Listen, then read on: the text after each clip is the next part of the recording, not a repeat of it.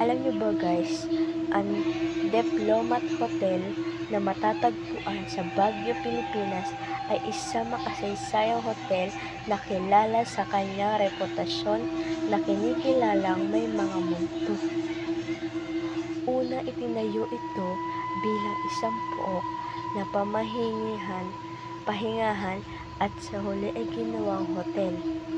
May mga tsismis na ang Diplomat Hotel ay kinukuhang nagmamahal at ang kakaibang atmosfera nito ay nagbigay daan para sa isang maging sikat na destinasyon para sa mga taga-habol ng mga multo at mga tagahanga nito. Ang mga kwentong hingil sa mga multo ay patay sa masalimot na kasaysayan na lugar, kabilang ang paggamit nito bilang isang militar na ospital noong ikalawang digmaang pandaigdig at ang malupit na kamatayan ng mga madre at pare.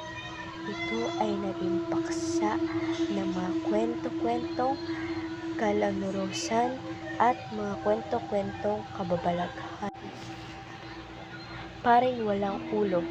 Ang isang pinakilalang kwento ay may kaugnayan sa multong paring walang ulo na sinasabing umiikot sa paligid.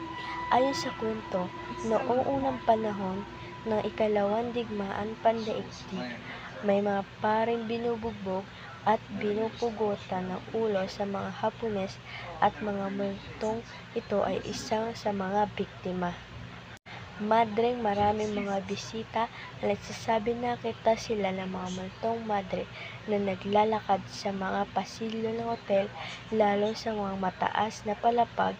Pinapaniwalaan ang mga ito ay kaluluwa ng mga madre na nagkakaroon ng maligim na kamatayan noong digma. Madalas ding naririnig ng mga tao ang mga bulong, iyak at mga boses sa mga silong ng hotel kahit wala naman silang kasamang ibang tao. Ito ay nagdagdag sa kadiliman ng reputasyon ng hotel bilang pook ng kababalaghan. May mga nagsasabi naglalakad ang mga bagay na mag-isa tulad ng pag-aayos ng mga kagamitan o pagbubukas at pagsara ng mga pinto nang walang taong gumagalaw. Ipinapaliwanag ito ng ilang presensya ng mga di makatarungan na kaluluwa sa loob ng gusali. Madalas din iniulat ng mga taong nag-explore ng hotel na may mga malalamig na lugar o bahagi ng hotel na bigla na lang nagiging malamig. Kahit na sa mainit na panahon, ipinapaliwanag ito na bunga ng presensya ng mga multo.